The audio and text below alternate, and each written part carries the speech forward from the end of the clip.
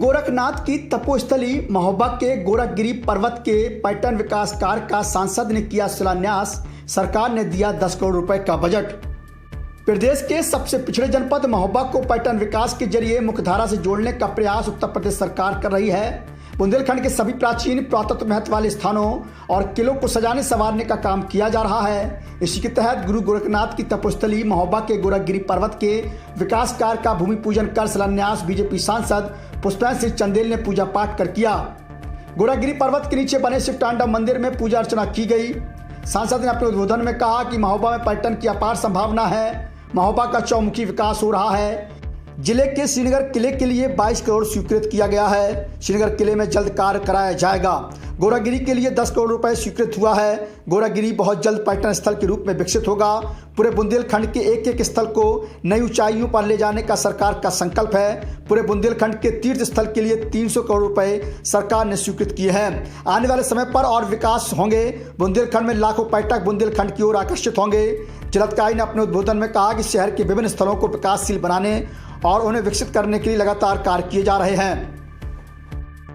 शिव तांडव स्थान पर जो अपने गोरखगिरी पर्वत है, जिसको पर्यटन विभाग से उत्तर प्रदेश सरकार से योगी जी के आशीर्वाद से जो 10 करोड़ रुपए जो अपन को जो बजट प्राप्त हुआ है शिव तांडव के विकास के लिए, आज उसका भूमि पूजन का कार्यक्रम था और इस अवसर पर हम सभी लोगों को यहाँ पर उपस्थित होने का अवसर प्राप्त हुआ।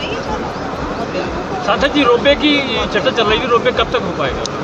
अभी उसकी वो पाइपलाइन में है योजना। उसके लिए डिस्ट्रिक्ट एडमिनिस्ट्रेशन के द्वारा बहुत पहल की जा रही है और वो शासन स्तर पे है।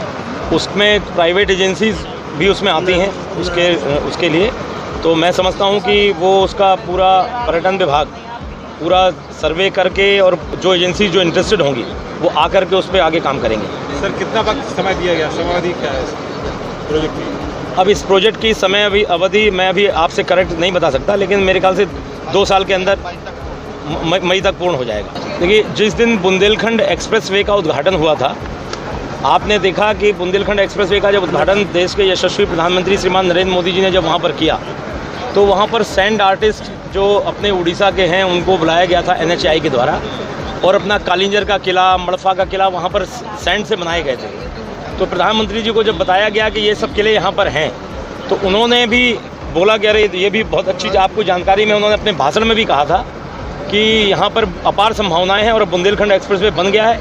और आप देखें, दुनिया के जितने भी विकसित देश हैं सभी जगह लोग किलों को देखने के लिए जाते हैं कि क्या किलेबंदी होती थी, कैसे युद्ध की तैयारी करते थे। और मैं इस बात को आपको बड़े गर्व के साथ कह सकता हूँ कि हमारा हिंदुस्तान ऐसा एकमात्र राष्ट्र है, जितने बड़े किले हिंदुस्तान में पाए जाते हैं, इतने बड़े किले दुनिया के किसी भी देश में कहीं भी नहीं पाए जाते। भले ही आज वो विकसित देश कहलाते हों, लेकिन हमारे यहाँ से वो किलेबंदी सीख करके गए हैं, लेकिन वो बनाए भी तो इतने बड़े किले हमारे यहाँ नहीं बना पाए। तो मैं समझता हूँ जब अभी किलों का जब ये पूरा काम हो जाएगा, तो पूरे देश के कोने कोने से, हवाई मार्ग से, सड़क मार्ग से, रेल मार्ग से, हर जगह से यातायात के सभी साधनों से बुंदेलखंड की तरफ हर वर्ष लाखों की संख्या में पर्यटक आएंगे। विदेशी पर्यटक भी आएंगे, जो खजुराहो आते हैं, ओरछा आते हैं, झांसी आते हैं, जो बनारस, आगरा, इलाहाबाद जो आते थे, वहीं से लौट जाते थे, वो सब बुंदेलखंड की तरफ आकर्षित होंगे। यहाँ पर अपने किलों के लिए लगभग 300 करोड़ से ज़्यादा बजट स्वीकृत हुआ है, जिसमें अपने श्रीनगर के लिए 22 करोड़ रुपये स्वीकृत हुआ है। आगे अपने मड़फा के किले के लिए भी हुआ है, कालिंजर के लिए भी हुआ है, अपना ये सिवड़ा का जो किला है उसके लिए भी हुआ है, रामपुर का किला है उसके लिए भी हुआ है, भरे का है। काफ़ी किले हैं पूरे बुंदेलखंड के लिए। बहुत मतलब अपार संभावनाएं हैं। अभी एक पहली किस्त है, आगे आने वाले समय में इनको और विकसित किया जाएगा।